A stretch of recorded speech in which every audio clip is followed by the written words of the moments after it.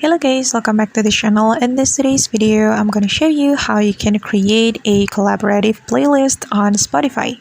So guys, first of all, open your Spotify application on your phone.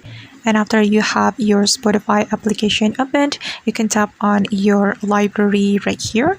Then you can tap on the playlist category. It's over here.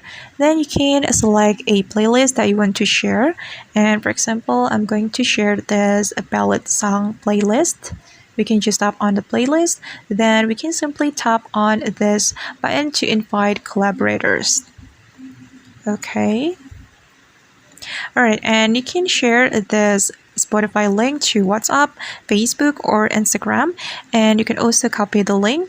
And for me, I'm just going to copy the link. Then after we have copied the link, we can share the link to our friends that we want to invite as collaborators on our playlist. Alright guys, and that's how we can create collaborative playlist on Spotify. I hope this tutorial will be useful for you. Thank you so much for watching, and see you on the next tutorial.